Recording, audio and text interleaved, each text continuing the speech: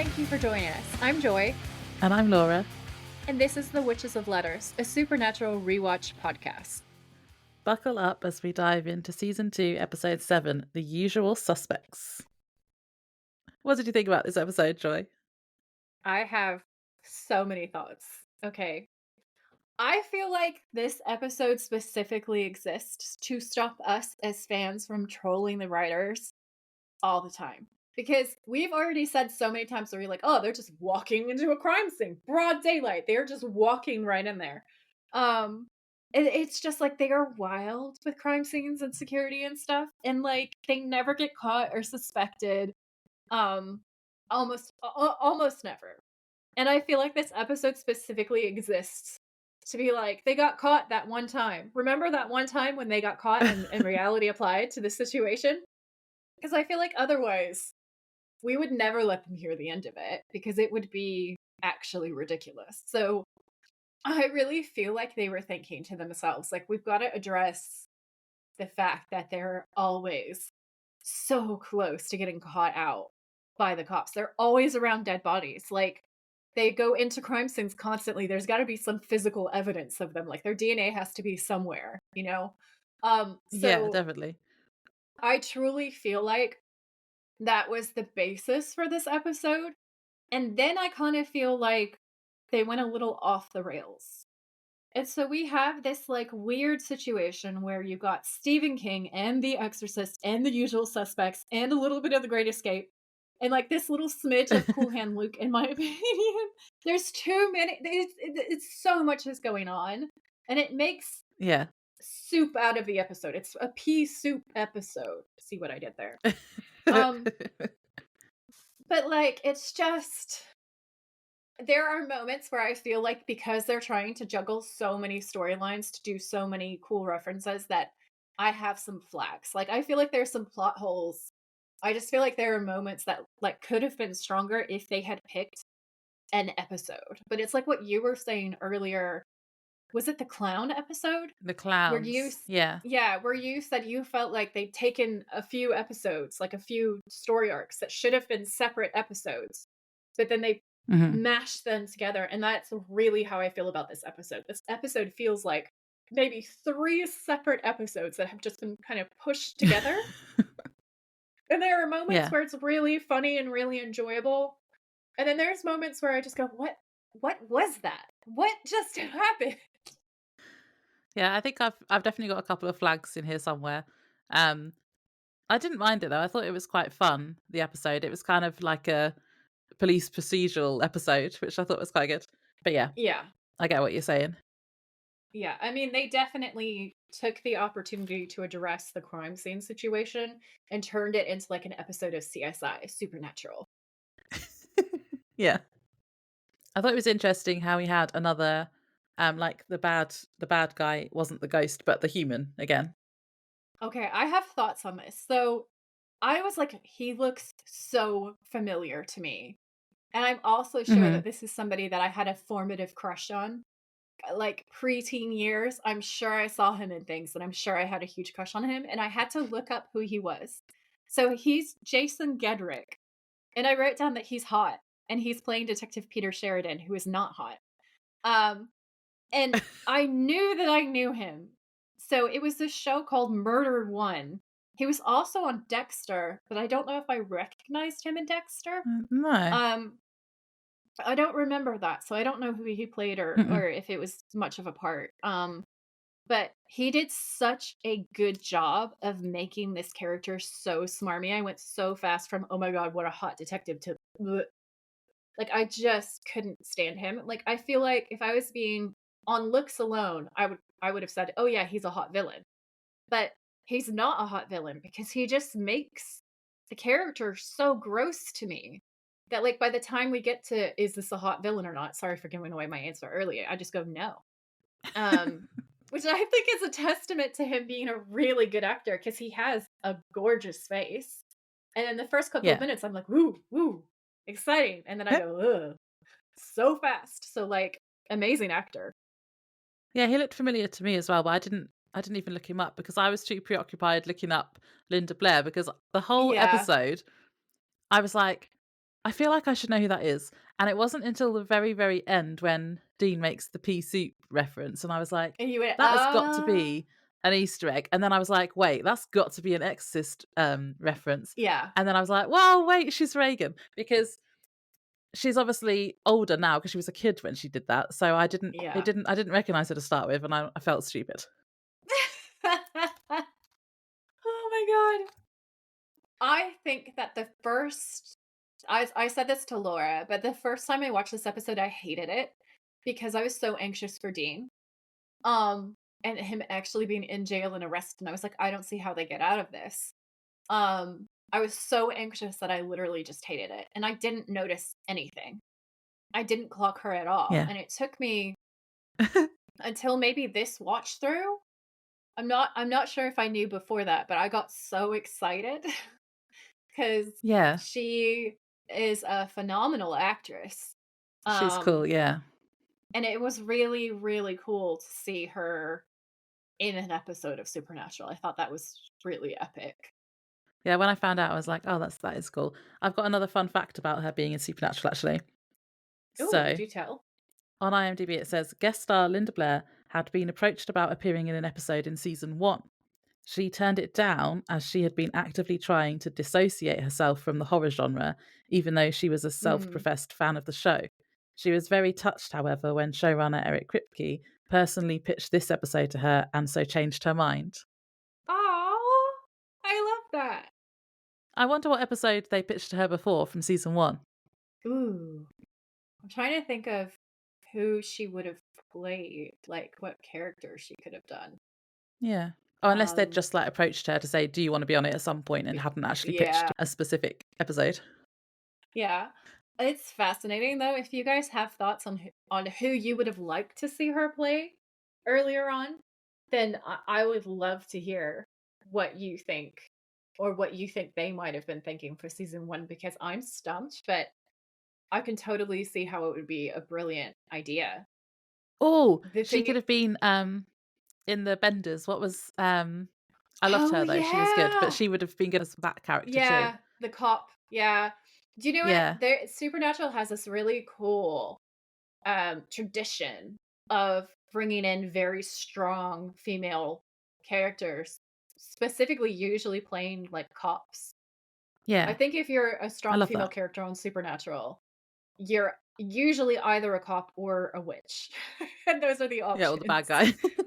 guy. Um Yeah, Meg's an amazing bad guy, very strong female lead, which I love about it. I think that it did an incredible job of presenting us with, like, a lot of final girls in season 1. One of my favorite things about the show probably is the way that it's written and the way that female parts are written in the show. Yeah, me too. Do you wanna give us the synopsis? Yes. So this is season 2, episode 7, The Usual Suspects. The original air date for this episode was November 9th, 2006. Sam and Dean investigate the murder of a lawyer who, according to his wife, saw the ghost of a woman just before he died. His wife then sees the ghost and is also killed. Dean finds her body, but police arrive and catch him there with her blood on his hands and arrest him for her murder. Two detectives then start digging into the Winchesters' past, finding out that Dean is wanted for another murder in St. Louis and is presumed dead. This is the case from season 1, episode 6, Skin. But when one of the detectives, Diana Ballard, starts seeing the ghost too, she realizes that the brothers might be telling the truth. She goes to Sam and they continue to investigate.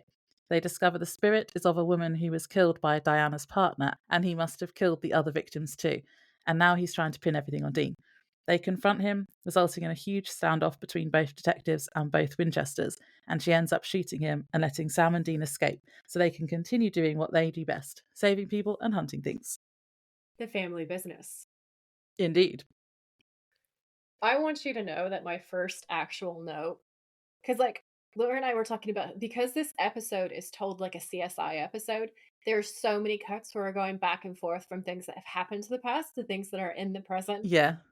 That like the absolute Frankenstein craziness that's going on in my notebook right now. My actual first real Same. note isn't even in the first scene. It's me saying Dean looks hella hot in this slow camera pan. Thirst trap. And that's, like, not even in scene 1, because it's just so difficult as an Yeah. episode It's to difficult to kn write about it. yeah, it's so hard. It's so hard. Yeah. So, there's so many cuts. So I'm saying this because I think we've done a really good job, but there's gonna be a lot of back and forth as we go through because the timeline of the episode jumps back and forth so much. So I just want you guys going in to be prepared for Mhm. that. Because I feel like if I wasn't forewarned, I might be a little bit confused about what was happening. So I think we're gonna do a good job of explaining it. But just so you Yeah. know, there's gonna be some bouncing from the past to the present. So, yeah, so basically we've got 2 scenes playing out at once in this opening scene. So, Yeah. I think they've done this so that we get the reveal of both characters at the same time. But also, was that really a shock? Because it was pretty obvious. Hmm. And also the recap gave it away because we had all the Mm. episode stuff from Skin.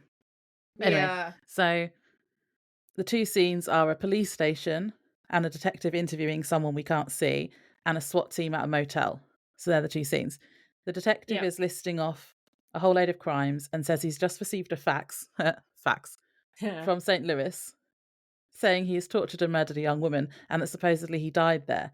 And then we go to the scene where SWAT break into the motel room, and then a detective goes in and asks Sam if he's going somewhere. And then we cut back to the station and it's revealed Dean is the suspect that the detective was talking to.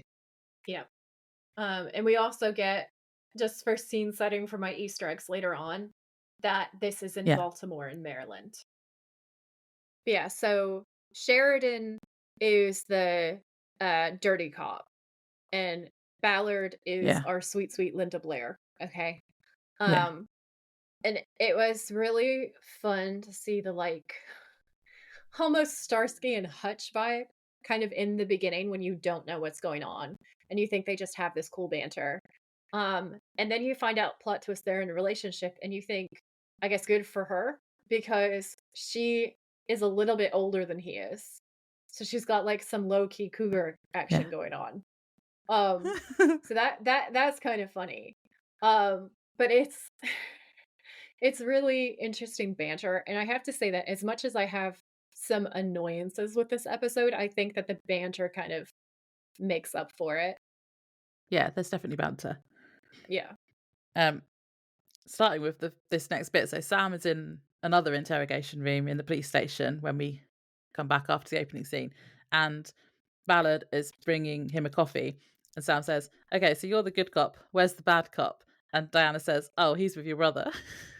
Yeah. And then he is the bad guy. So it's like a double entendre, which I literally only just now realized live on the Yeah, air.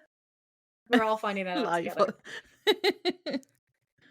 Yeah, she tells him that Dean is being held on suspicion of murder, and Sam's like, "What? Murder?"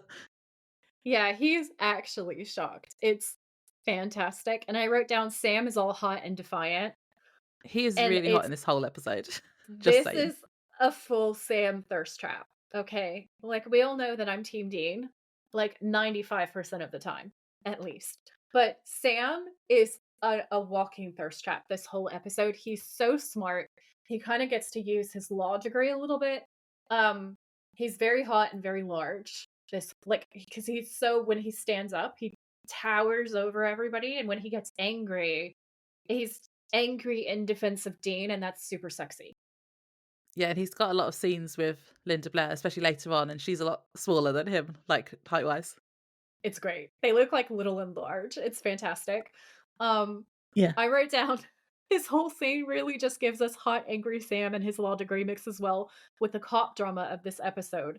There's also a lot of fast walking, tracking shots and a really gritty color grade that really makes us feel like some kind of cop drama. Like they really went all in with the edit of this episode and they really Yeah. thought about how they wanted to do it, and I think they just wanted to, like, maximize having fun. But I love the back and forth between Ballard and Sam in this episode because, there's that section that Laura was just mentioning, and then, Sam Sam says, "Who was he supposed to have murdered?" But he says it, like, really angry, and Ballard says, "We'll get around to that," and Sam says, "Well, you can't just hold us here without formal charges." And Ballard says, "Well, actually, we can." for 48 hours, but you being a pre-law student would know that. I know all about you, Sam." And then she pulls out a file and she reads out all of this information that she has on him, and it's, like, everything. Like, it's, like, absolutely everything. And he just Yeah. leans back and folds his arms. Hot, okay? Defiant Sam is hot. Um, and then she keeps going with her list of facts. And then she closes the file and she says, "Then about a year ago, there was a fire in your apartment, one fatality, Jessica Moore, your girlfriend. After she died, you fell off the grid, left behind everything." And Sam says, "I needed some time off to deal, so I'm taking a road trip with my brother." And the thing is, like, we know that he's lying, but it's also kind of true. And he's so still heartbroken when he says it. You really hear in his voice that he's still mourning Jess and that she is someone who's gonna stay with him just like Mary stayed with John. Like, it's really touching. Yeah.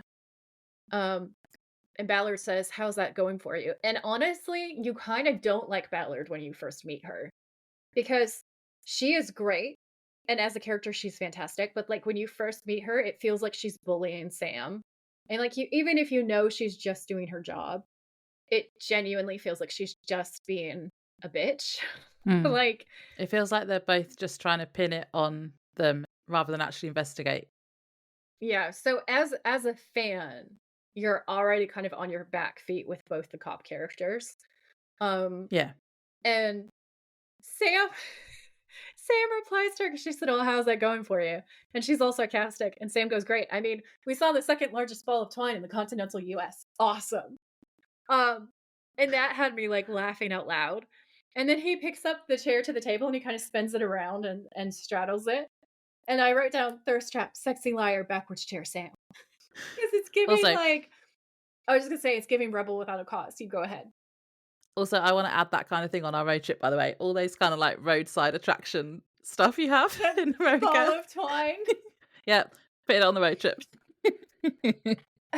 This is like your, obsession with themed motels, isn't it? This is something Yep. that's just gonna end up being I it's want gonna themed be a thing. motels and stop at every funny, tacky roadside attraction that we can find. It'll be great. Okay, so Ballard says that they ran Dean's fingerprints through AFIS, and Sam's like, "Okay." And Ballard says, "Got over a dozen possible hits," and Sam's like, "Possible hits," which makes them worthless. And he's so aggressive. But again, it's really, really, really Hot. hot. Um, and I said, like, I always thought this was why Sam did the degree that he did, because I think Sam always thought that either Dean or his dad was gonna get pulled up for a murder because of the nature of their job. And Sam wanted to be able to break them out. So even though they both thought that he was abandoning them, he wasn't really. Everything that he was doing, he still had the family business in mind, in my opinion. That's my own little conspiracy theory. And then he slams his broken hand on the table, and I was like, "Ah," because he goes to I make his noticed that point, as well. and he slams his hands on the table, and the hand that he slams is the one in the cast, and I was like, "Jared, what?" And I was watching him so closely on the rewatch, and he doesn't give it away, so if it really did hurt, he gives nothing away. I was just like, "Jesus." Maybe it was, Um, nearly healed by then, hopefully anyway. you would like to think. So then Ballard asks what they were doing and all the rest of it, but she's also really busy talking to Sam about the whole St. Louis thing, which is skin. Um, and they're trying to figure out how Dean faked his death because the cops have decided that since Dean's there and his fingerprints match and they get all this hit, that there must be like a fake body in the grave or like a somebody else that he killed to get away with it. And so now Dean is on charges for all the things that the shapeshifter did. And he's also legally alive again, which is another problem for the brothers. And so she starts to kind of suggest that, like, Dean's this serial killer and that Sam knows, but he's covering and that he can't choose. She's like, "We can't choose our family members. It's not your fault that he's such a bad guy." Uh, But yeah. again, you end up not liking her because it sort of feels like she's implying that Dean killed Jess. And at least to me. And yeah, Yeah. I just was like, Yeah. "Oh, this whole scene is so uncomfortable." I hadn't Um, thought about that. yeah, because she brings that up right before she brings up all the other murderers. So there's this implication. And Ballard's telling him that they caught Dean red-handed at the Karen Giles murder scene, and we just need you to fill in some missing pieces. And Sam says, "Why would I do that?" And then Ballard says, "Because I can talk to the DA and make a deal for you. You can get on with your life. Dean's as good as gone." And I was thinking, what charges are even Sam hasn't done any they don't have anything on Sam. So like No, what what charges would she even be filing against him? no, I don't But then know. basically Sam spends her this classic like CSI yarn about how his dad and Tony were really old friends. And then that takes us into our first flashback. Mhm. Oh, I had a fun fact here, which I What think is you're it? gonna like because it links to one of our favorite TV programs that we bring up all the time.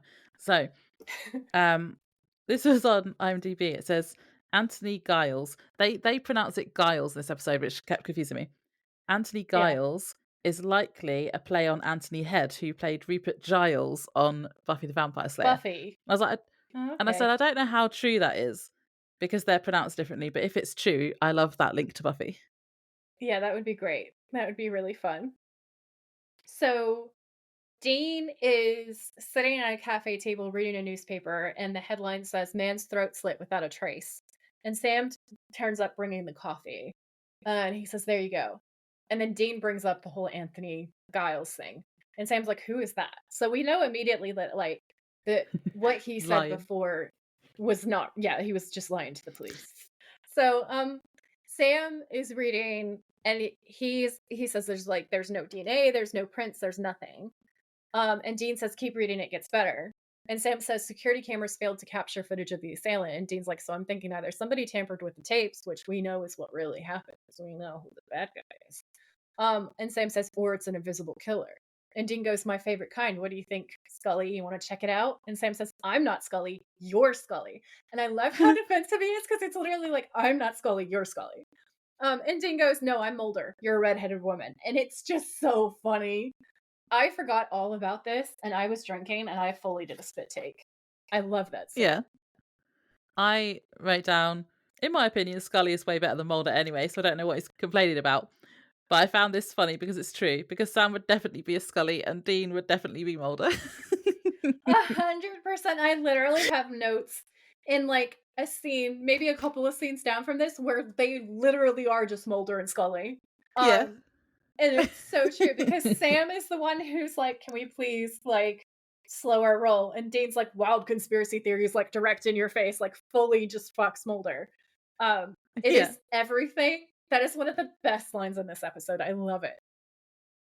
So it then cuts back to Sam and Ballard, and he's saying that they weren't in town at the time of the murder, so Dean couldn't have done it.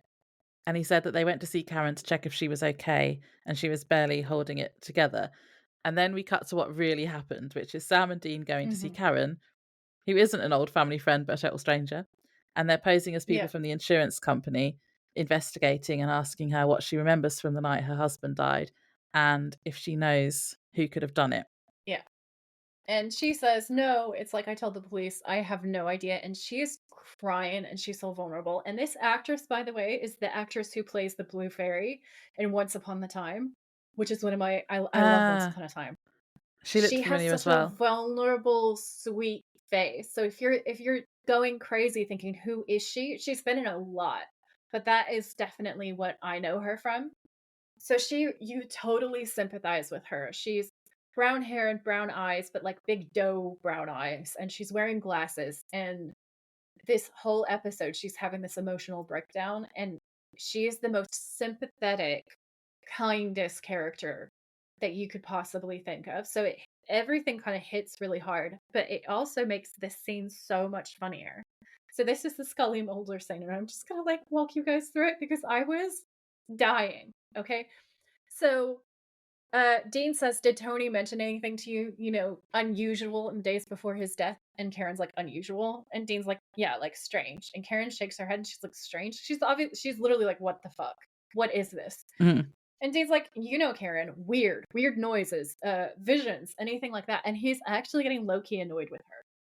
And there's a silent conversation between Sam and Dean wherein Jared does a lot of eyebrow acting again. So, like, literally, Sam is being so charming and sympathetic and kind. And He's eyebrow acting to Dean that Dean is literally being Mulder, and he's being way too aggressive in his questions. And Sam's clearing his throat and gives him this evil eye and glares, and it is so Scully. Because, like, when Mulder has no sense of, I should be nice to this person who's just been through a trauma, and Scully's like, oh my god, can you act like a human being for 5 seconds and put your conspiracy theory down?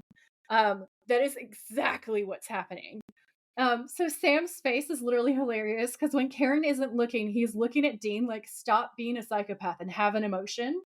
And when he looks at Karen, it's just all sympathy. Like his expression changes like it's 0.2 seconds back and forth between Yeah, the two of them. And it is amazing.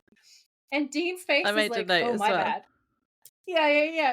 And then I went, Dean is giving me secondhand embarrassment in this scene, and he needs that I died twice, and that made me kind of a jerk who should learn to fake human emotions and sympathy handbook. And then I said, and then my latest conspiracy theory was born, which is that Dean's basically died and resurrected. So he's kind of like a revenant version of himself. And remember everything he said in Children Shouldn't Play with Dead Things, like the Pet Cemetery episode? And I was Yeah. like, Dean also used to be the more sympathetic / emotionally available one, but now that's Sam. Um, Yeah. so while his sort of like darker streak is getting dialed up, and I was like, you know what? I think the fact that he dies and then gets brought back has Ah, messed with him. And that's yeah. my current conspiracy theory. Ah, I hadn't thought about that. That Mhm. is very interesting. I'd made a note Thank about their you. faces as well. So I'd put their faces are funny here. They're saying so much to each other without saying anything at all. And Sam's face changes from annoyed at Dean to sympathetic towards Karen in a split second. This is props to Jared's acting skills. And I wrote face acting. We've had eyebrow acting and now face acting. And I fucking love it. It's everything. It's great. So Karen ends up telling them that her husband had a nightmare the day before he died. And Sam says, what kind of nightmare? And Karen says that he woke up in the middle of the night and there was a woman standing at the foot of the bed. But when he blinked, she was Ugh. gone. And it was just a nightmare. She's like, I don't understand why an insurance company is asking me about my husband's dreams. Um, Yeah, why do you care? and Danny's full fox, and he goes, did he say what she looked like? And Karen's like, what the hell difference does it make what she looked like? She's like, why are you questioning me about this, you fucking psycho? And Dane's like, Yeah, she's just pissed off uh, now. it's just our company is very thorough. And Karen's like, whatever, man. She's like, her face is, I'm just gonna tell him and then maybe they'll leave. I would love for them to get out of my house. So she says, he said she was pale and she had dark red eyes. And then Sam has a voiceover moment because we're gonna switch scenes again. So he says, so I gave Karen a hug, told her to call me if she needed anything. And then we go back to the police station and Sam's saying, and that was it, end of story. So we're back with Sam and Ballard. And Ballard says that she's trying to help Sam, but that he has to be honest with her. So Sam says, okay, look, Karen called us later, said that there was some stuff that she wanted from Tony's office, but the police weren't letting her in, like a picture of the two of them in Paris and some other stuff. Look, it was wrong of us to enter a crime scene, but she gave us the key. And I am laughing so hard because there's literally footage of them picking the lock as he's saying this, right? Like, Sam's all innocent. Look, it was wrong to break in, but she gave us a key. And they're literally picking the lock. I laughed so hard. It was amazing. And then also, there's this huge puddle of blood on the floor. And Sam points to it and he's like, hey, Anthony Giles' body was found right about here. And I wrote down, thank you, Captain Obvious. Because, like, it is the biggest puddle of blood I have ever seen in my life. And he's like, that must be where the body was. What gave it away to you, Sam? Mr. Stanford Law, so clever. Thank you. Thank you for telling it. We never would have guessed. It's just bad writing. Yeah. So Deep then sigh. they're looking around, and Dean finds a weird printout with the words Dana Schultz printed over and over on it, and they assume it's a name. And then Dean finds another sheet of the same writing and quotes The Shining because he says, all work and no play makes Jack a dull boy. Oh, he laughs at his own joke here, which I think is really funny too. Oh yeah, no, he's way too in this. Like, he's such a huge fan of Jack in The Shining, and it's Yeah. concerning. And I feel like it gets played up more the more that we see like psychopathic Dean elements peeking out from under the curtain. Like we're getting a little bit more and a little bit more. But yeah, Yeah. there's our our standard Stephen King slash The Shining reference for this episode. So for those of you playing along, I don't know how you're playing along. I don't know if you're taking Well, a we've shot or got what you're doing, but we've got a Buffy reference, an X-Files reference, and a Shining reference. So all three. yeah, we're winning, winning. And we're only like 10 minutes into the episode. Yeah. So then Sam notices something on this glass table. He realizes there are some weird smudges, so he huffs on it. And that also says Dana Schultz. And so they keep searching. And Sam's like, wow, I'd say we'd officially crossed over into weird. And I liked that Dean quote. starts to think, yeah, it's good. Dean starts to think that maybe Giles knew Dana Schultz. And Sam says, or maybe it's the name of our pale, red-eyed mystery girl. And again, I just felt like it was so obvious. I just felt like this is like, I'm sorry, but this is bad script. Like, guys, do you think the giant bloodstain is where the murder occurred? Maybe. Do you think the name could be the name of the vengeful spirit when it's written like it's from the fucking Shining? Maybe. Like, maybe. That's the, I just can't. Oh, I need to take a breath. Jesus. I couldn't. I can't. Like, it's. Oh, this is like, I think this is my Phantom Traveler. Not because it's as bad as Phantom Traveler, but there are moments with the script where I just go, what the fuck? Hmm. So we cut to a bit later, and Dean has gone through all the files in the office and hasn't seen any Yeah. mention of a Dana Schultz. And I wrote, hang on a minute. This is my flag of the episode, because if someone saw them breaking in, which is what Ballard said to them, they had a witness. Yeah. Yeah. Why didn't the police come in this time? He's had all this time to go through every single piece of like paper and filing Thank cabinet you. in the whole office. Thank you. Thank you. There's another one. Okay. They just keep coming. I did like his quote here though, because he says, "There's not a D Schultz or any other kind of friggin' Schultz." I thought it was funny. It's really good. You can just tell that Dean comes across as so ADHD in this scene. Yeah. So he can't handle the fact that they've been sitting there researching for that long, and it's too much sitting still in one place for him. And then Sam's like, well, I think I'm pretty close to cracking Giles' password. Maybe there's something in his personal files, you know? And Dean's like, by close, you mean? And Sam goes, 30 minutes, maybe? And Dean looks down at his watch and says, awesome. So I guess I just get to hang out. Awesome. And then he makes the weirdest face and he starts making fart noises. Like, That's he funny. literally can't handle this at all. And Sam starts getting really annoyed. And he goes, dude, seriously. And Dean goes, all right, I'm gonna go talk to Karen again, see if she knows anything about this Dana Schultz, huh? And Sam's like, great. And Dean goes, keep going, Sparky. But it's just, he is the poster child for ADHD. And it fills my soul with happiness. I'd never Yeah. thought about this before, but yeah, I am pretty sure that Dean is also neurodivergent. Like he is one of us. So then Sam is in the interview again, explaining that Dean went back to check on her as she was upset earlier. And Diana asks why Sam didn't go too. And he says he just went to the motel. And then he asks her how she knew he was there anyway. And she says that they found the hotel matchbook on Dean when they arrested him. And then she accuses Dean of leaving Sam so that he could go and murder Karen, and talks about the 911 call. She says she's Yeah. heard it and she sounded terrified. And then we get a flashback of Karen just before she died. So she's crying on the sofa and a shadow walks past. This scene was quite scary actually. Yeah.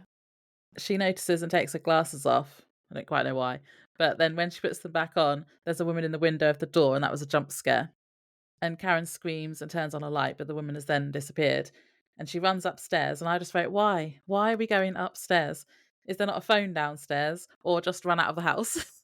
Don't go upstairs and block yourself in. Yeah. But yeah, anyway, she goes to a bedroom and locks the door and calls 911, and the phone line gets cut off, and then the lights start flickering. Classic ghostly behaviour. Did you And catch then the flag on that? which bit? So you can't cut the line of a cordless phone. She was on a cordless phone, but the line Ah, goes dead. That was my first flag where I was just like, how the fuck does the phone get cut off? Because she's on a cordless phone. That would be like you being on your mobile phone and suddenly somehow it gets cut. Like it's not a real thing. Is there not like a landline wire that goes into the house? Maybe it was outside, like, cut from there? Yeah, I don't know how that would happen. Yeah, I don't understand how that is supposed to I mean, like, obviously, he's a cop, so if there's a way to do it, he would know, but as far as I know, one of the Yeah. selling points of cordless phones was because somebody couldn't just cut your line, and then you wouldn't be able to Ah, call emergency services. That was, like, one of the selling points of those phones. So, there may still be a way to cut the phone line, but it wouldn't be like in, like, Scream or other scary movies where they pull the line out or, like, they physically snip a line because it's a fucking yeah, cordless phone. like the actual So phone. Hmm, yeah. But we do then get the same, so the printer in the bedroom starts up and the same sheets of writing with Dana Schultz typed on them over and over again. This is pretty spooky in fairness, because if my printer just started printing rows and rows of gibberish, I'd get freaked. while the power is cut too. There's no power. Yeah. I wrote down, while it's scary, it makes me rage, and I'll tell you why. Because Ghost Girl, what the fuck? Why are you leading the killer cop directly to her to murder her? Like, I understand that Yeah. it plays as scary TV. However, we know that they're gonna take her character and be like, "Oh, she's a vengeful ghost." Okay.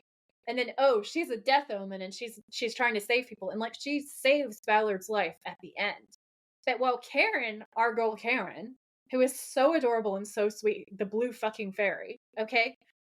She literally leads her killer to exactly where she is and gets her killed. And it is the biggest plot hole for me. Mm, yeah. I guess unless he was already there and she just turned up to be like, "Get out." But she couldn't tell her. But she, Yeah, like, is yeah, yeah. basically in a closet, isn't she? She's been, like, cornered into a closet. Yeah, so she goes upstairs. You're the ghost, you go with her. You, like, start tripping out your killer. You don't trip out the girl that you're trying to save. We know she can Yeah. write on bathroom mirrors and glass and stuff, so, like, if anything, she coulda tried to get her but the other thing is she appears maybe I can allow that she appears downstairs to warn her, but it's just she's if that's what she's trying to do, she's the worst at this job. Because she jump scares her to going upstairs, right? Yeah. Then Karen Yeah. goes to call the police, which is sort of helpful, but also boxes her in instead of having her run away.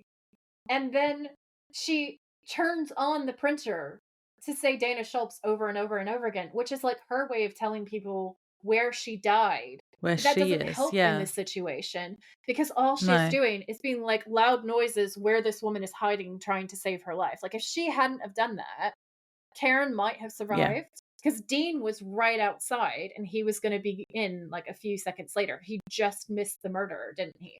So Yeah. the whole well, like, when you sit and think about it like that, it makes me rage. So she goes into the closet to get the huge flashlight, right?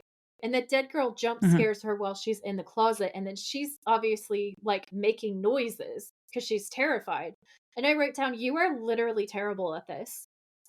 Terrible writing where it's Yeah. made to be scary, but then what the characters are doing totally contradicts with the actual storyline.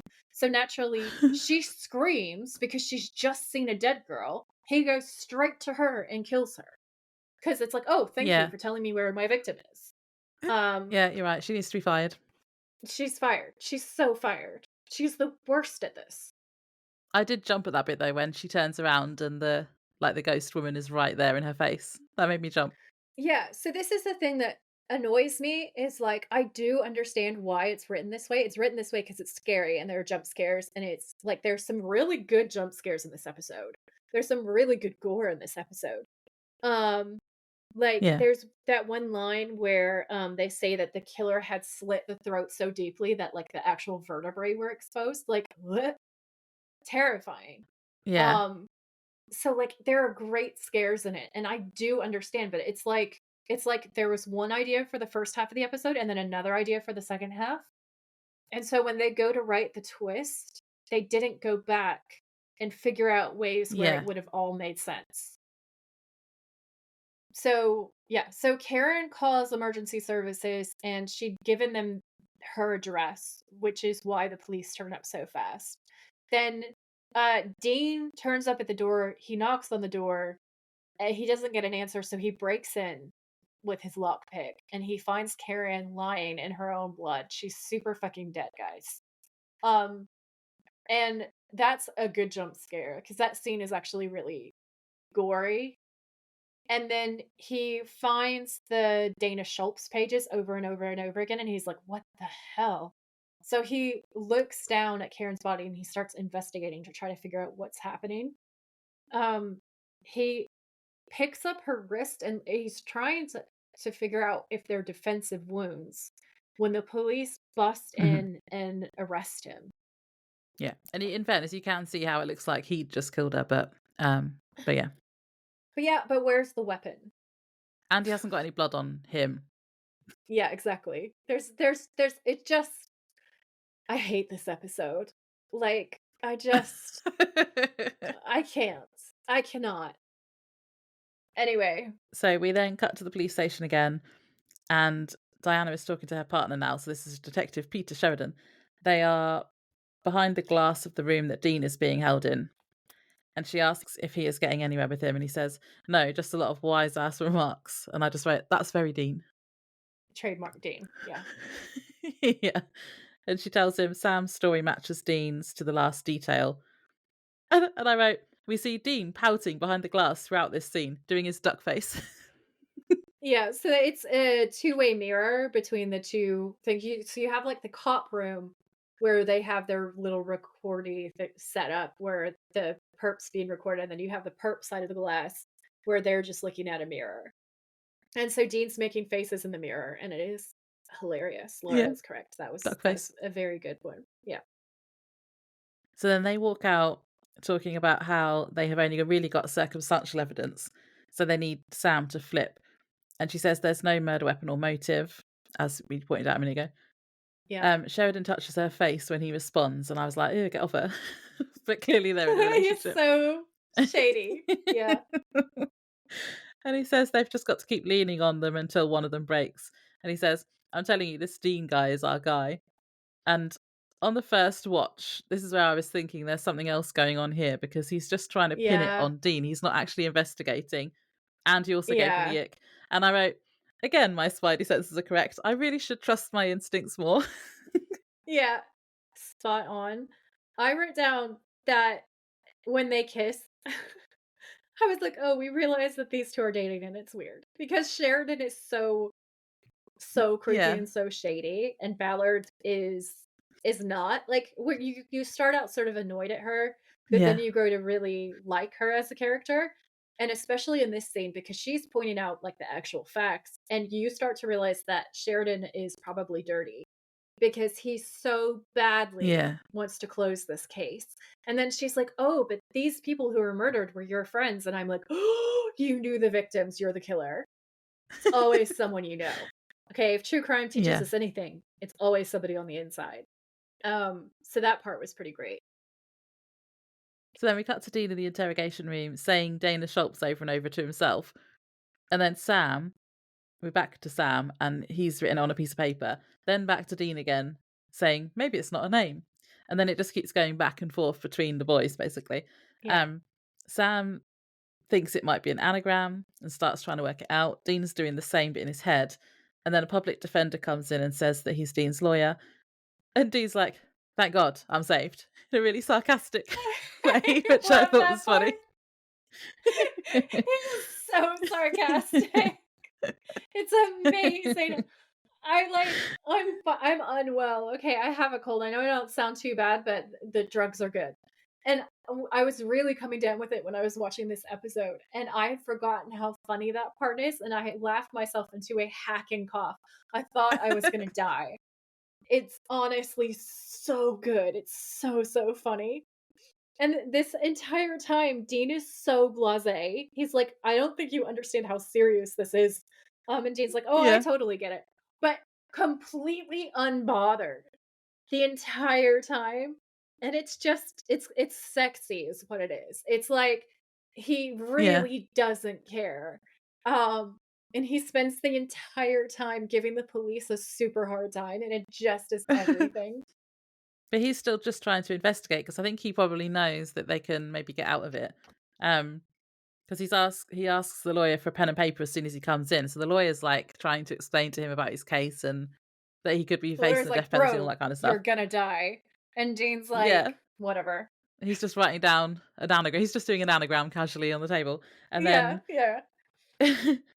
so he's written down all these different words that could have come from Dana Schultz, and he gives it to the lawyer and asks him if he recognizes anything. And he points out that Ashland is a street name not far from there. And Dean Yeah. asks if the lawyer can get him to see Sam. Oh, and this is the bit where he says about the death penalty, because he says, "You could be facing the death penalty here." And Dean's like, "Hey, thanks for the law review, Matlock. But if you want to help me, I need you to see my brother." And then hands him the piece of Yeah. paper. Yeah, yeah, yeah. And then, Sam makes the same joke later on, Yeah, and it was funny. I love it so much. It's just like peak Winchester sass. Yeah. We get another scary-ish kind of scene next because Ballard is at her desk filing a report about the case, and as she's typing, Dana Schultz starts appearing on her computer over and Mhm. over again. And then it disappears. Yeah, she basically blinks like, "What the hell is happening?" And then it just goes. So then she just thinks that she's Yeah. crazy. And then Yeah. it cuts to Sam, where Sam's getting the note from the lawyer, and the note reads, "Hilts. It's a street, underlined street, Ashland, signed McQueen." Yeah, so this is actually really clever because later on, Ballard like spells out what this reference is, but basically, so Steve McQueen played Hilts in The Great Escape. Um, so Dean is basically telling Sam that he needs to escape to go and check out the street, which all happens later. Yes. Yes. And for those of you who don't know, I feel like everyone should know this anyway, but The Great Escape is a film that is based on something that really happened in World War II, where a mix of soldiers actually, but British and American soldiers, basically like Commonwealth, broke out of a German POW camp. Total amazing badasses, right? And it was actually really key. So if you are a history nerd and you didn't know that before or you haven't looked into it for a while, I would recommend checking it out. It's so much fun. I'm pretty sure that I've linked the Wikipedia article that breaks down all the real men and everything that happened in my show notes, so that's there for you. But also, Steve McQueen, who played Hills in The Great Escape, also plays a character in a movie that he's really well known for, which is Bullet, where he was playing a cop who's trying to take down a corrupt official for the murder of a witness, which is really basically the plot of this episode and leads me perfectly Yeah. into my Easter egg. Because what I found out is so interesting. There's part of it that I'm gonna have to chase up, like, a little bit later on, but from what I can see, there's a female journalist who throughout this entire escapade with the Baltimore police, really let people know what was happening and was almost like a whistleblower. She even went in to interview a lot of the dirty cops. So this episode talks about police corruption in this specific unit, and it turns Mm. out that for this time period there actually was a scandal about dirty cops who actually had a scandal with like drug dealers who are doing exactly what's happening in this episode. So let me just read you Ah, guys like a cool. little snippet. Okay, so this was aired in November of 2006, and at this time, Baltimore's level of violent crime is still higher than the national average. And there's also something called the Flex Squad scandal. So there's a rash of high profile corruption and brutality allegations that surfaced in late 2005 and early 2006, including the suspension and arrest of officers in a so called Flex Squad for the alleged R word of a 22-year-old woman they had taken into custody for illegal possession of narcotics. All criminal charges against the accused officers have since been dropped. So I thought Mm. that this was an interesting way of potentially addressing this and also maybe seeking justice. I feel like Yeah. Claire, as a character, is sort of a stand in for the women who have faced police brutality. Um, and what happens to her, it's similar enough that I think that it drops in as an Easter egg, and then there's another Easter egg that Laura pointed out to me, which is the city that this is set in, is related to Edgar Allan Poe, who wrote that short story where a body is walled away. The Cask of Mm. Amontillado. I forget how to say that word. I have it Yeah, written same. down somewhere. But that's where they find Claire, isn't it? Like in Amontillado. the wall. Yeah, there's a body in the wall, and that's where they will later find Claire. So I just thought, ooh, that's pretty shocking. But so Yeah. these all these little fictional Easter eggs kind of match up. So the article goes on to say that stories subsequently resurfaced about Flex Squad officers planting evidence. Murder charges were dropped when it was revealed that a gunman was dropped off in a rival gang territory after a police interrogation in a squad car. So they picked him up and then they left him in a rival gang territory where they knew he would get killed, like where that was a Oh, real possibility. Um, yeah. so they're doing really like dodgy, dirty shit. So the man was beaten badly and exacted his revenge the next day. The squad's role in the shooting prompted state attorney Patricia Jessamy to drop the charges later. So it's just like everything gets weirder and weirder. So the names of the two that come up the most are detectives Murray and King. So it says William A. King and Antonio L. Murray are two former BPD officers sentenced to a total of 454 years in prison after an FBI investigation in 2005 identified them as drug traffickers. The investigation was aided by a DVD that circulated in Baltimore called Stop Snitchin', in which the two officers, for their participation in drug trade, are examples of untrustworthy police. So there's a lot more. And there's more in the show notes. There's also been more recent examples of police brutality in Baltimore that are probably worth looking into. There's a lot to be said about racism that happens. But because we don't have time for that in this episode, I'm just going to leave you guys to look at it. If you look at the links that I have and the articles that I have, there are a lot of articles that link into those other things if you want to look at that. But yeah, I just thought it was wild that we have violence against this woman who's a drug dealer and dirty cops who are Mm. secretly trying to like deal heroin and stuff. All these corrupt officials and all of these Easter eggs line up so well. Yeah. I love it when you find the ones that do that. Yeah, it's really really interesting. I also Mm. feel like there's always a point to the audience. Like, well, it's obviously my personal Yeah. conspiracy theory is that they're trying to change the world for the better. They want us to look at these things because they want us to stop it in the real world. So their little Yeah. things are put in to make us better people. And that's my favorite I kind like of that. writing. Yeah, me Hmm. too.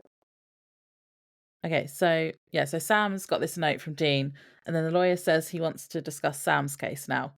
And I had a flag here as well because I was like, surely they aren't both allowed to have the same lawyer unless they're getting I thought tried that together. was But I don't. weird too. He's Yeah. passing notes from his client to somebody else. Hmm. It feels like I don't know the rules, but it feels No. squiffy. Like it feels like there's something not quite right about how things are going on. Yeah. Anyway, so Sam gestures for him to sit down and says, "Sure thing, Matlock." And I just thought that's funny that they called him the same thing. Yeah. And lawyer says, Winchester the says. lawyer says, the lawyer says, "You two really are brothers, aren't you?" Yeah, And that then was Diana funny. comes in and calls the lawyer away straight away because Dean is confessing. And Mhm. this is obviously just a ploy to buy Sam some time to escape. Because he doesn't Mhm. actually confess anything. It's just a distraction. So Yep. in Dean's room, there's a camera and lots of other detectives with more watching through that two-way glass. And Dean's confession is so funny and entertaining. I love how um, some of it is shot as if we're watching it through the camera too. So it's like him on on the It's camera screen, It's and it was really fantastic. fun. So, like, this gets thrown around the fan base over and over. I never get sick of seeing it. It's amazing. I love all of the edits with it.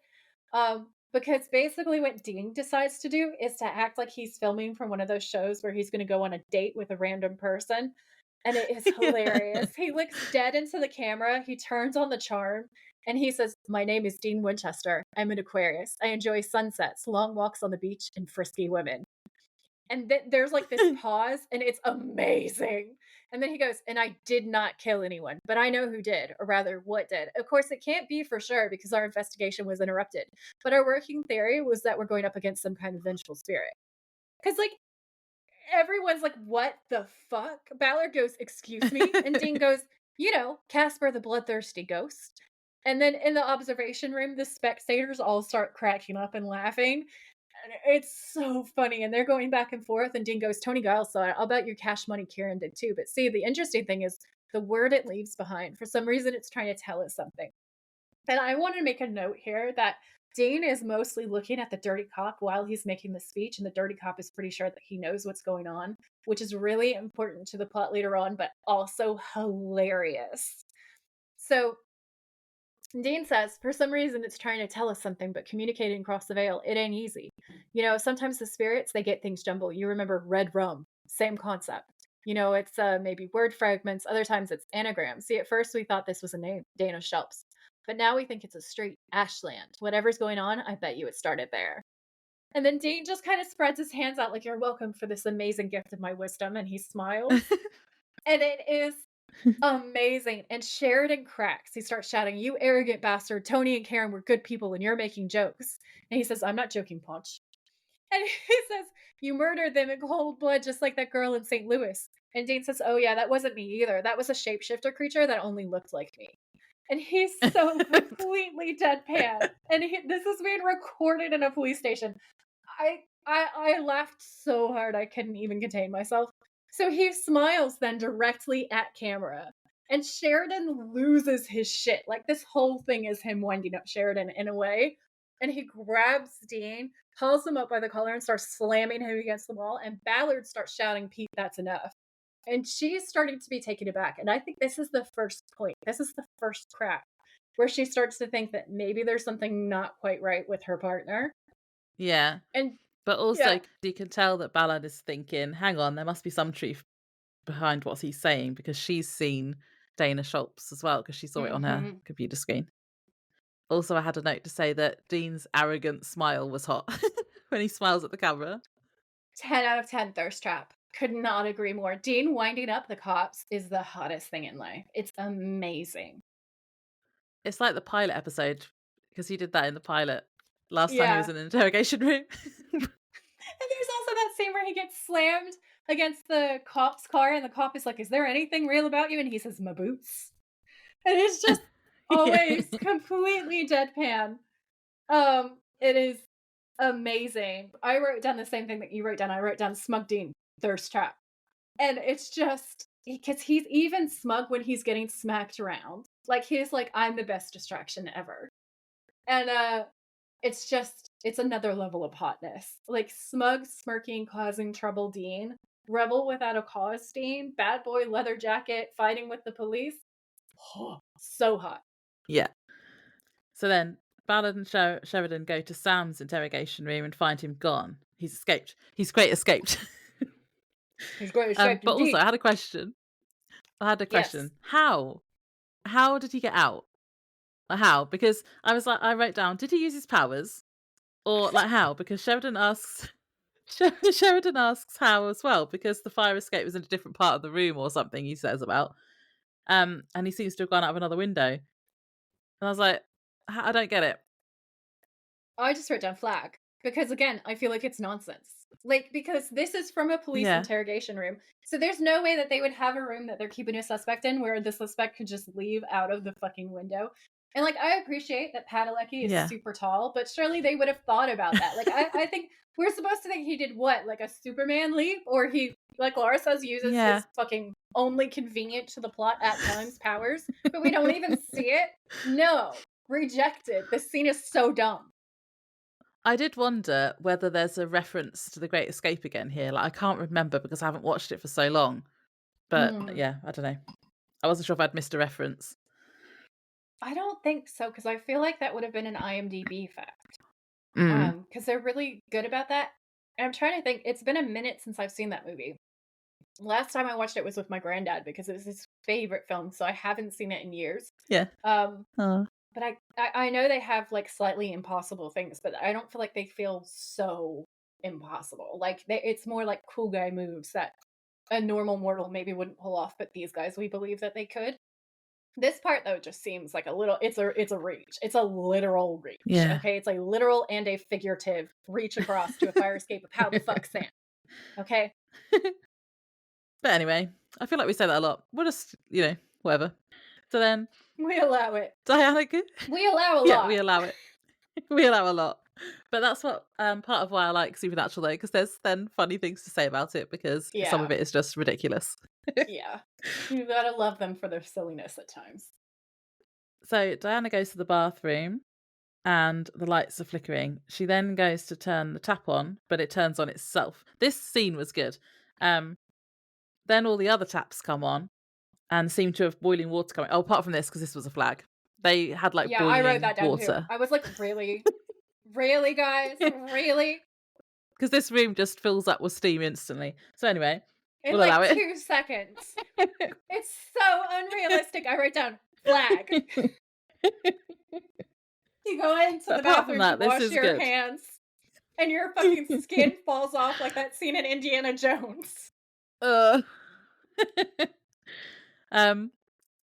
Yeah, but anyway, it makes the room look all spooky, so I guess we'll allow it. The words "stay in the shops" then get written in the steam on one of the mirrors, and she wipes it away and then sees the ghost woman in the mirror. Jump scare.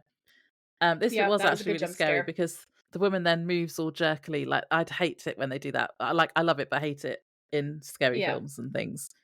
Yeah. She's kind of glitchy, and she's trying to speak, but she can't. And I wrote this part was Bloody Mary scary to me, so it was good. Bloody Mary, bloody scary. No, it actually was because she is trying to speak, but she's literally choking on her own Mm. blood, and the cut looks really realistic. Because They she's have got blood no. pouring out of the cut in her neck and out of her Yeah, mouth at the same time, and she's just making this yeah. horrific gurgling noise, and it's horrible. So her I was vocal like, "Do cords have not been eat cut. food. Do not eat food and try to watch this part of the episode because you will regret it." It's a 10 out of 10 as far as jump scares go. So Bella then goes to see Dean, and she looks pretty shaken up after what's just happened in the bathroom. And she says she wants to know more about what he was talking about earlier and asks, hypothetically, what would a vengeful spirit be doing here? And Dean explains that they are created by violent deaths and they come back for a reason, maybe for revenge. And Diana asks if they can kill people. And she's starting to look nervous here because she's like touching her neck. Yeah. And then Dean notices, because she's got her arm up, he notices the bruising on her wrist like Karen had and realizes that she's seen the spirit. And he asks her this and she confirms it. And then Diana turns away and Dean says, I know you think you're crazy, but let's skip that part because the last 2 people who saw the spirit died pretty soon after. And you can tell she's like, oh yeah. She literally says, Um, "You think I'm gonna die," mhm. and he just changes the subject. It's like, yeah. He's like, "You need to go see Sam. Sam will Yeah. save you." That for this Sam will save for us this all. part of the Sam will save everyone. Our Lord and Savior, Sam.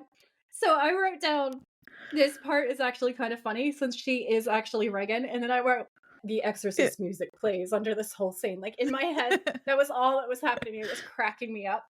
And then Dean unpacks the lore, like Laura just said, and I was like, this is the perfect place for my lore, my Easter egg of the lore. Ah, So cool. here we go about vengeful spirits. In many traditional accounts, ghosts were often thought to be deceased people looking for vengeance. And then in parentheses, it says vengeful ghosts, which, like, I say the same thing that I said to Dean. Like, think about what you're writing, okay? We know the clue is in the name. Anyway, this article goes on to say, or imprisoned on earth for the bad things they did during life. The appearance of a ghost has often been regarded as an omen or portent of death. Seeing one's own ghostly double or a fetch is a related omen of death. The impetus of hauntings is commonly considered to be an unnatural death. So basically, everything that he says in this section where he talks about vengeful ghosts and the potential for a ghost appearing like this to be a death omen totally checks out. I can confirm. Lore Lady says yes. Cool. So yeah, Dean tells her she needs to go to Sam as he will help her. And he says to look up the first motel listed in the yellow pages. I just wrote R.I.P. and look for Jim Rockford. He says that's how they find each other when they're separated. And he says that she can either arrest him or let him save her life. I like this little kind of behind the scenes of how they find each other if they get split up. I thought that's Yeah, quite it's cool. cool. Yeah. And the name that he gives is the name of a detective from an old 70s TV show. Fun fact. Fun fact. So then we cut to Sam in a motel. There's a knock at the door and it's Ballard. She shows Sam her bruises, who looks really concerned, and I wrote, "They're strap." Um, Yeah. he asks her to His tell him compassionate exactly. face is so hot. I don't know what it Yeah, is about his compassionate face, but I feel like it's he's like so the kind. dimples and the green eyes. I have no idea, but there's some combination. The Yeah. sympathy. Sexy, sexy sympathy. That should go on a sticker. That's merch. Sexy, sexy I was gonna. sympathy. That's an out With of like a context picture quote. of Sam. Yeah.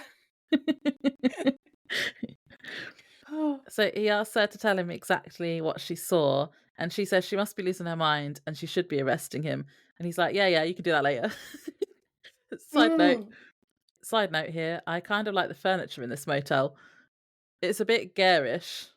It looks kind of like it's spray painted silver, but I kind of liked it. And it has like sun patterns on the drawers. I thought it was cool. I actually wrote down that I would stay here. So we actually agree on a Yeah, motel for we once. agree on one. Put it on the road trip, quick. I'll add it in. This fictional motel. Mhm.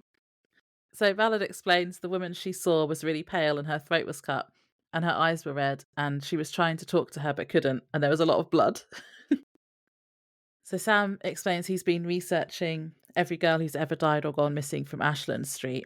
And she's like, "How did you get all of that? They're from crime scenes and booking photos." Because he's got loads of like Death photos and things all photos. over his desk.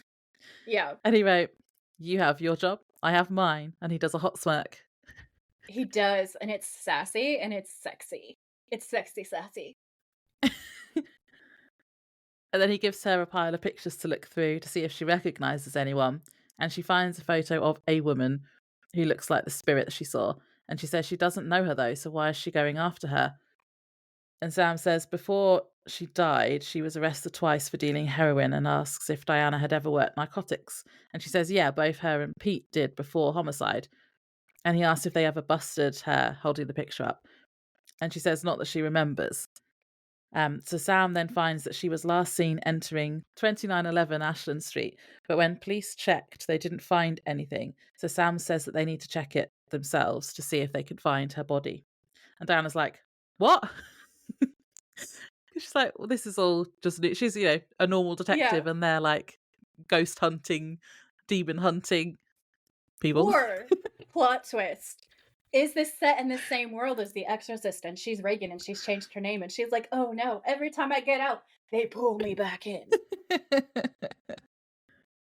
So yeah, Diana's shocked, and then Sam's like, "Well, we've got to salt He and burn her literally bones." looks at her and he says, well, we gotta salt and burn her bones. It's the only way to put her spirit to rest. And Ballard just Yeah, goes, of course it is. because And that's the part he where I says was it like, so you go he says ahead. it so matter of factly, Yeah. like, duh. And it's really Yeah, funny. like obviously. It's great. He's almost like a mean girl. He's just like, obviously. It's so funny.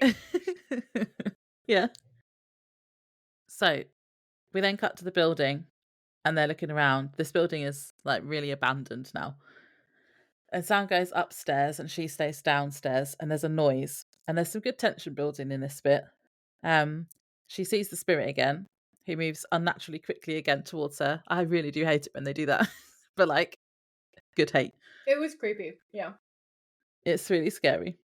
Hmm. Um, the spirit tries to talk again, but we just hear her groaning and choking noises. That was scary, that bit. Blech, But her throat is blech. slashed, so it's no surprise really that she can't It's talk. awful. Yeah. And Diana calls for Sam, and the spirit reaches out her arm to her. And Sam comes running down the stairs as she continues shouting for him. And he asks, "What is it?" But the spirit has disappeared by this point. And she says, "She was over by the window." And they move a huge shelf that is blocking the window, and they notice there's some writing, and it says, "Ashland Sup," which I thought was funny because it's Sup, obviously short for Ashland. supplies. Yeah, Yeah. exactly. It's short for Sup. supplies, but it's It like, just makes me "Sup." think of a scary movie. What's up? What's up? What's up? Anyway. So it says Ashland sup backwards, but in the shadows that are being cast on the wall, it's forward. And Sam says, "Oh, now the extra letters make sense." Yeah, conveniently. Um, Mhm, mhm, mhm. because all of these letters are then an anagram for Dana Schultz. And he gets an EMF detector out, and it spikes near a patch on the wall where the writing Which, is can I reflected. just say, I rolled my eyes so hard about how the EMF detector magically now detects corpses for no reason. Yeah, it's supposed He to was be. like, There's no electricity. It's an abandoned building yeah, there's no electricity. And or also, spirits. apparently, haunted corpses now give off EMF. No reason why, but they do. Okay, they do. It emanates from them. And I couldn't get over it. I was just like, flag. No, stupid. Maybe the ghost had gone and got in the wall where the body was. It Phantom was the, Traveler! here I am, This Phantom Traveler! Demon Dust! demon dust. So yeah, he starts smashing a hole in the wall. This is hot though, and he says Oh there's my god, something in there. yes. I wrote thirst trap in all capital letters. This is like when he comes out of the shower and he's like half naked. Oh, Yeah, Sam's hot. this is definitely a Sam episode. Yeah. Wait, Yeah, you it can't have is. him. He's mine. You named Okay. yourself as a Dean girl right at the start. I am a Dean girl and I don't regret that choice. I'm just agreeing with you that Sam is hot. Okay? So anyway, he's smashing the wall up and he says, this is bothering me. And Diana says, well, you are digging up a corpse. I thought that was quite funny. It's like, yeah, obviously it would be bothering you digging up a corpse. And Sam says, no, not that. That's a pretty par for the course, actually, which is really funny. He says he doesn't understand why a vengeful spirit would lead them to her remains. And this is where they then pull the remains out of the wall, and it's just a skeleton kind of wrapped up in Eh, a no, there's clinging blanket. flesh. She like a mummy. It's so gross. It's so Her hands look gross. like gloves. I think her hands were gloves, like leather Ugh. gloves that had been made to look all wrinkly. That's my Ew. costume designer's opinion. I give you a trophy for that. Amazing observational skills. I was so disgusted I wasn't observing anything. Like, even now, this is putting me off my food right now. Like, it was horrific. I hated it. So I'm gonna come for myself by telling you guys the Easter egg, the main Easter egg for this episode, which is this one time. A girl solved her own murder from beyond the grave. Woo. Which is literally what's Dun, dun, basically dun. happening in this episode. So, she's referred to in popular culture as the Greenbrier Ghost, which is the name popularly given to the ghost of Elva Zona Hester Shue. I would like to shout out my best friend Carly Latham because I knew about this because of Carly. Ah, So you get this perfect Easter egg because Carly is a spooky, spooky babe, which is how I know about Zona. Okay. So she was a young woman in Greenbrier County, West Virginia, in the United States, and she was murdered in 1897. Initially, the death was judged natural causes, but the court later declared that the woman had been murdered by her husband, Kelsey. Okay. Following testimony by the victim's mother, Mary Jane Hester, in which she claimed that her daughter's spirit revealed the true cause of death. So, what had happened was in October of 1896, Elva, who went by her middle name Zona, met a blacksmith named Erasmus Stribling Trout Shoe. These names are, you guys, the names from the 1800s. I feel like I must have heard this. These names are ringing a bell. Yeah. So she married him soon afterwards, taking on his surname. On January 23rd, 1897, Zona was found dead in her home. The cause of death was listed as childbirth. These motherfuckers. Okay. And she was buried on January 24th in 1897 in the local cemetery, now known as the Sewell Chapel Methodist Cemetery. Her mother, Mary Jane Hester, later claimed to have seen Zona's ghost at her bedside. According to Mary Jane's story, Zona insisted that Erasmus had murdered her. Dun, dun, dun. Which, like, I we believe her. respect. I believe her too. We respect a woman who is like, this man is not getting away with this bullshit. I'm going to come back from the fucking grave and I'm going to get my own. Okay? We're going to stop him in his tracks. It's great. So, armed with a story allegedly told to her by the ghost, Mary Jane visits the local prosecutor, who's John Alfred Preston, and spent several hours in his office convincing him to reopen the matter of her daughter's death. Whether he believed the story of the ghost is unknown, but he did have enough doubt to dispatch deputies to re interview several people of interest in the case, including Dr. Knapp. He was likely responding to public sentiment as numerous locals had begun suggesting that Zona had been murdered. And I feel like it's obvious because, like, her husband was a really shady character, and this death is so suspicious. And the more that you get into it, the more ridiculous it becomes. So Preston himself would speak to Dr. Knapp, who stated that he had not made a complete examination. He had one job and he didn't do it. He had one job, which is to autopsy the body. I feel like he got paid off because Yeah. let me tell you what happens next. Okay. So he didn't examine her body. All right. He just went, yeah, she's dead. So this was viewed as a sufficient justification for an autopsy, and an exhumation was ordered to form an inquest jury. So you have an inquest jury that gets formed, and they exhume her. And Zona's body was examined on February 22nd, 1897, in the local one-room schoolhouse. The autopsy lasted for 3 hours and found that Zona's neck had been broken. According to the report published on March 9th, 1897, the discovery was made that the neck was broken and the windpipe was mashed. On the throat were the marks of fingers, indicating that she had been choked. The neck was dislocated between What? the first and second vertebrae. He strangled her to death because he's Like, really obvious a strangulation. What did really obvious. And the doctor was just like, oh, a dead woman. Who cares? what did you say was on the death certificate, or was it just literally she's just dead? They said childbirth. Okay. Oh, yeah. I know from reading up about this that her husband had put a scarf around her neck to hide the evidence. But if you're a fucking Ah. doctor doing a fucking autopsy, you don't even take the scarf off of the body. Are you serious? And also, there are visible signs of strangulation, usually in the face, pretty Yeah. immediately. Like, the fuck? So, Yeah, my you'd normally conclusion is, take the clothes off yeah, to do an either autopsy. this doctor was bribed or he really did not give a flying fuck about women in this community because he did not care to look into this. So, Yeah, he must have been um, bribed, I reckon.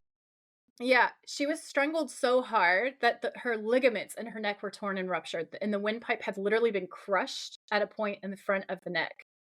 So remember, throat trauma for this episode, okay? Shu was arrested and charged with the murder of his wife, as he should be. During the trial, it comes out that he was married twice before, and his first marriage had ended in divorce, with his wife accusing him of great cruelty. His second wife had died under mysterious circumstances less than a year after they were married, and that Zona was actually his third wife. Shu began to talk Hmm. of wishing to wed 7 women, and he freely spoke of this ambition while he was in jail, and told reporters that he was so sure he would be let free because there was so little evidence against him. The trial began on this 22nd of June, and Mary Jane was Preston's star witness. He confined his questioning to the known facts of the case, skirting the issues of her ghostly sightings. Perhaps hoping to prove her unreliable, Shu's lawyer questioned, this is the best part, I get goosebumps every time. He questioned Mrs. Hester extensively about her daughter's visits on cross-examination. The tactic backfired when Mrs. Hester would not waver in her account despite intense badgering. As the defense had introduced the issue, the judge found it difficult to instruct the jury to disregard the story of the ghost, and many people in the community seemed to believe it. The best part about this is that the ghost's details, 10 out of 10 correct, on point, which is part of Yeah. what becomes a little bit inexplicable. So the result of this is Shu is found guilty of murder on July 11th and sentenced to life in prison, but he didn't live that long afterwards because he's an evil son of a bitch. And he died under mysterious circumstances in jail. They say a mysterious illness, but I'm pretty sure that was Zona being like, I'm gonna fuck you up. And she did. And she won. Hail women. Yeah. That is my Easter egg. I hope that you guys enjoyed it. I love it. Vengeance. I enjoyed it. Yeah. Yeah, Zona's I think I've amazing. heard that story before. That's cool. Like, not that she died, obviously, but that a ghost helped solve No, her own that murder. part's not cool. But it's extremely cool that No. she came back, got him prosecuted, and then very soon afterwards, he just dies under mysterious circumstances. He gets buried in a no-name grave. No one will ever know where he is. He is total trash. He's a complete loser. She has defeated him in every way possible. And you know what? We can stand a queen who is that awesome. Like, what an Yeah. absolute unstoppable force of a woman. So to go back to the episode, so they've pulled her remains out of the wall, and it's just a Disgusting. skeleton, but the skeleton has a necklace on. And Diana realizes that this is an exact match to a what she calls a rare custom made necklace that she has that Pete gave to her. And we were like, dun dun dun. So Sam says, this all makes sense now. She's not a vengeful spirit, she's a death omen. And he says, Claire isn't killing anyone, she's warning people. She Mhm. wants them to find out who her killer is. And Sam then asks her how much she knows about her partner. And Diana then realizes something and tells Sam that about a year ago, some heroin went missing from lockup. It was clearly a cop, but they never found out who it was. But whoever it was would have needed someone to fence their product. And Sam says, Which someone like a heroin remember dealer? remember Someone the like Claire? officers and the dealer? Yeah, in my Yeah, Easter egg. See? yeah. See? It all links. Does. So then we cut to Dean, who's in a van being extradited to St. Louis, apparently, and Sheridan is driving this van. And Dean's asking why he's doing it himself at 2 a.m. And I was like, that's a good question, Dean. Mhm, mhm. But he's being ignored. He's just completely ignoring him. And Dean then mutters under his breath, this can't be good. And I was like, no, Dean, you can say that again. Yeah. So yeah, poor Dean. So then we cut to Sam and Diana in a car, and she's just ending a call and says that Pete has just left the precinct with Dean, and he's told everyone the prisoner needs transferring and just took him. And she says dispatch has been calling him, but he won't answer the radio. And Sam says, wait, if he's in a county vehicle, then it will have a low jack, so they should be able to chase the van. And then we cut back to Convenient. Sheridan. Then we cut back to Sheridan, who's now pulled over in the middle of nowhere. And Dean says, did you want to do this bit? Dean says, "Tea break so soon. You might want to get your prostate checked." And Sheridan gets out and circles to the back, and Dean goes, "Son of a bitch," which we all know is one of my favorites. And Sheridan opens the back of the van and he says, "Hey, I'm cool in the van. You go do what you got to do." And Sheridan hauls Dean out and throws him to the ground. Like he throws Dean like he's a puppy. Okay. And Sheridan goes, "You're a cocky son of a bitch. You think those people in St. Louis are going to buy the Facts. crap that you've been peddling?" It is true. He is a cocky son of a bitch. "Here's the thing. You're not going to make it to St. Louis. You're going to die trying to escape." And then he pulls out the gun and he points it at Dean's head. And Dean goes, "Wait, wait, let's talk about this. I mean, you don't want to do something that you're going to regret later." Sheridan cocks it. And Dean goes, "Or maybe you do." And I was just putting down like Dean's witty banter in the face of actual death Yeah. is Yeah. 10 out of 10. This is both hilarious It's so and good. kind of a thirst trap for me. Like, I just don't even know what I'm feeling. It's hilarious and it's hot. Like, I can't. It's how he always has to make like smart ass remarks, even when he's in serious trouble and about to be like murdered by a crazy cop. But we do love him for it He though, has so no sense of danger. Again, he's so fucking neurodivergent. Dean has no sense of danger. It's great. so he's pointing the gun at Dean and Dean's protesting, and then we hear Diana shouting, Pete, put the gun down. And she's pointing her gun at him, and he's like, how did you find me? She says she knows about Claire. He replies, I don't know what you're talking about, because obviously he's going to gaslight her because he's a dick. Mm-hmm. So basically, he says, "I don't know what you're talking about." Like Laura says, gaslighting. 10 out of 10. Creepy cop. Standard toxic dude move, right? And Ballard says, "Put the gun down," because she's not taking his bullshit. And Sheridan says, "Oh, I don't think so. You're fast. I'm pretty sure I'm faster." And he's so fucking creepy and arrogant.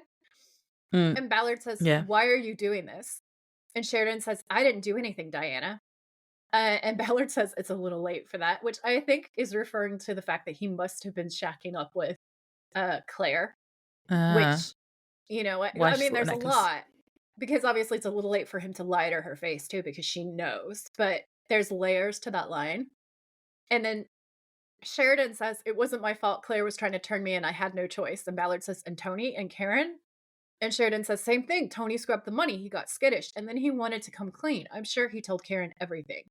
Which, like, we know he didn't. And so he just murdered Karen for no reason because he's a bastard. So Yeah.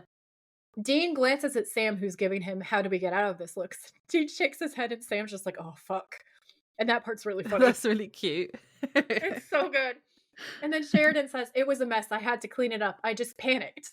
And he says that's the way he's like, "I spilled some milk and I just had to clean it up with this tissue." Like, he is Yeah. so insane.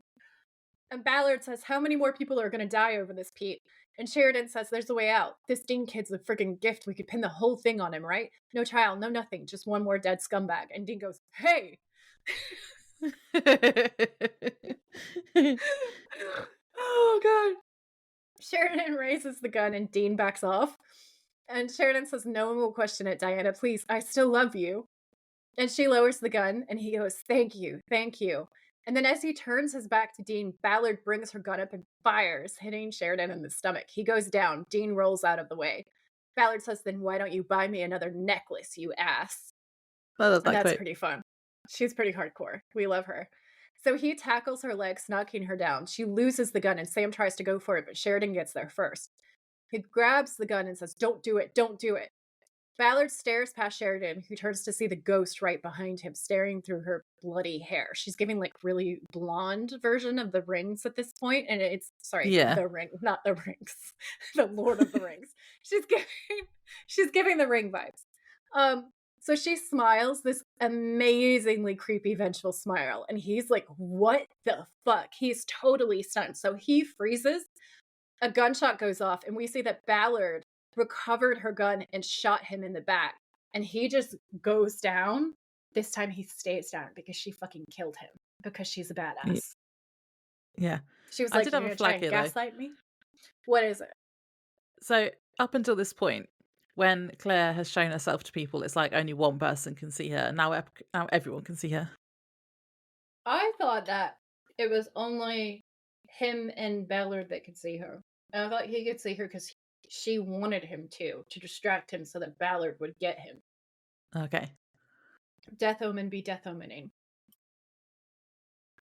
So, then it's the next morning, and they're all still by the van. So this I don't know how long they were waiting there, just it was one of those Right? supernatural things Just where it's hanging dark, out at the scene of a murder. Just chilling. and then Chilling, and then it's killing. light again. Yeah. It's like every ending scene has to be in the daylight the next day, so but it didn't really have to be, it could It's have still so been in the basic. dark. Yeah, it's so basic. So they've been waiting around for hours for the sun to come up to just have the next conversation.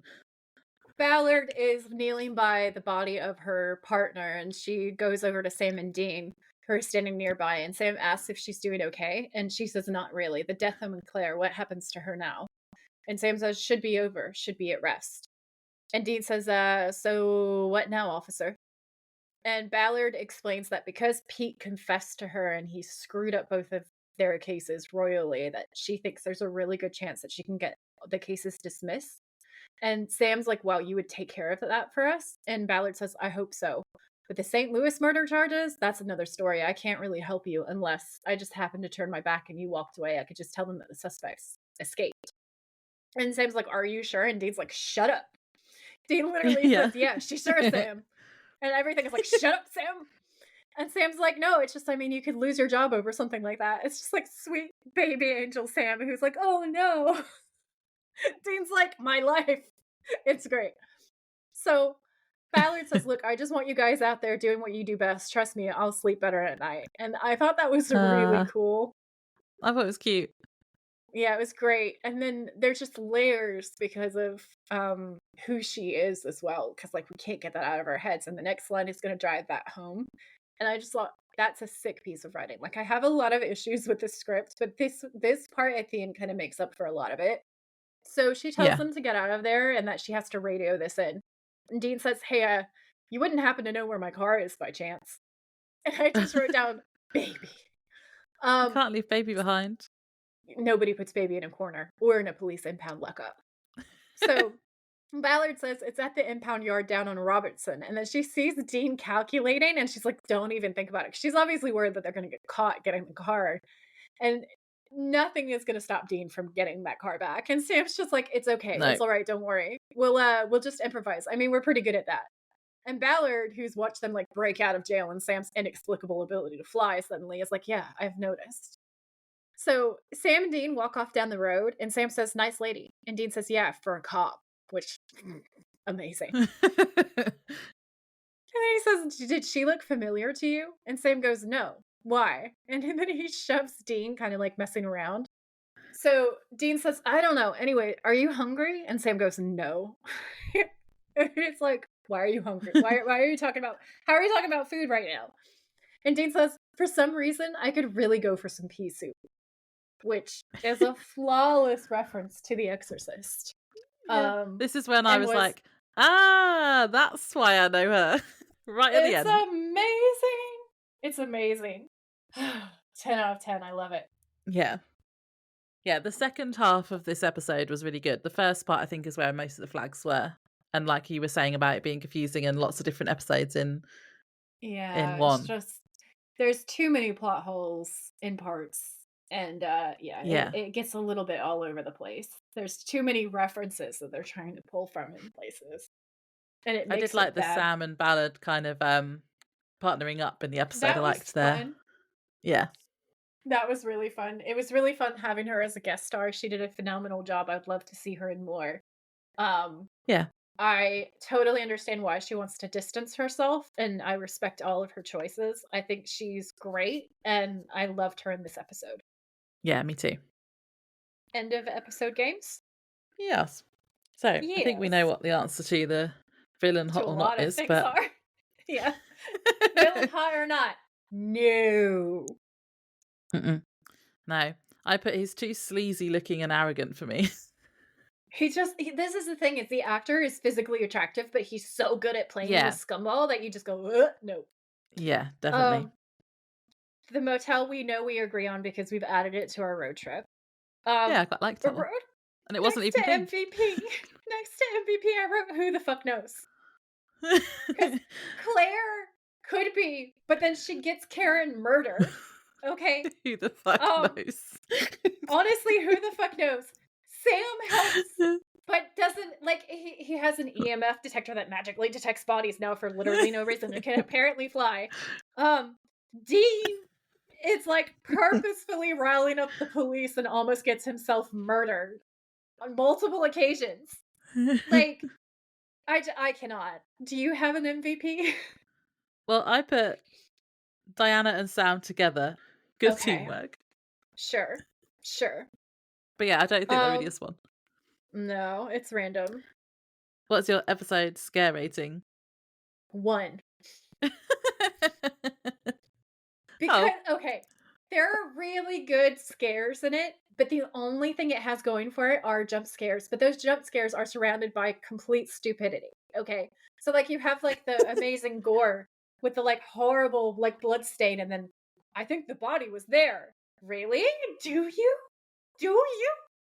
Um, there's some dumb shit, and it hurts my yeah. soul. So it really made it unscary. Like if you subtracted the silliness, it would be a fantastic episode with awesome gore and amazing jump scares. Like the whole throat slit thing, and she's trying to talk is horrific and Yeah. terrifying. Yeah. But yeah, the stupidity kind of ruined it for me. Well, I think I must have overlooked the stupidity because I wrote solid 7 because there's some pretty scary moments. I mean, I feel like that's probably yours is probably a reasonable rating, and mine is probably a rage rating. So, What's your favourite quote? um, I wrote down 2 because I figured you would write down 2, and Same. I didn't know how this was gonna go down. Um, so I have either "I really want some pea soup" or "Hi, I'm Dean, I'm an Aquarius." That whole, like, speech. Yeah, that was good. My 2 were, "Then why don't you buy me another necklace, you ass?" That was a good line, yeah. In my notes for that bit, I actually put a little trophy next to it, so but then my other Mm. one was Dean saying, "There's not a D Schultz or any other kind of friggin' Schultz." Wow, for once, we have to just choose our favorite Different because ones. we have different quotes. Um, I think I'm gonna go with the "Hi, I'm Dean, I'm an Aquarius." And I like frisky women speech because it's hilarious and it's a meme for a reason. Yeah. See, mine it's hard to choose because one's funny and one's just badass. So Yeah. I'm not going to choose. I'm Breaking her breaking own the rules. rules. Again. I mean, we like a rule breaker, like, clearly. So, good for you, I'll allow it. What was your thirst trap? Well, I've got 3 written down for this, so you go first. Dean's confession, him being super sarcastic, like, he starts Uh-huh. out like it's a romance video, and he's, like, flirting with us because he's talking directly to camera, um, Yeah, that was one of mine and too. it that's awesome. So I wrote down his confession is my thirst trap. There were some great Sam moments, but, like, that Mm. got me. I'm gonna go with Sam one then. So I'm either going to choose between Sam smirking when he says, "You have your job, I have mine," or Sam smashing the wall down. I think I'm gonna go with the wall smashing. Smashing. Yeah. Yeah, that was pretty epic. So before we say goodbye, Laura and I just want to remind you that we have our Halloween special coming out. So we have your real scary stories and probably a couple of bonus stories from like really cool sources online. So it should be amazingly entertaining. And you guys should definitely check it out. It's going to be a lot of fun. That will be dropping on Halloween. Yeah, so Thursday. So just a Yeah. couple of days to wait. Mm-hmm. Yeah, so thank you for listening. Bye. Bye. Thanks for tuning in. If you like this episode, please rate, review, and subscribe. We would be very grateful. And if you know someone who would enjoy it, please share. You can find us on Instagram at the Witches of Letters podcast, or you can email us at thewitchesofletters@gmail.com. Until next time, stay safe out there, have each other's backs, and always keep fighting.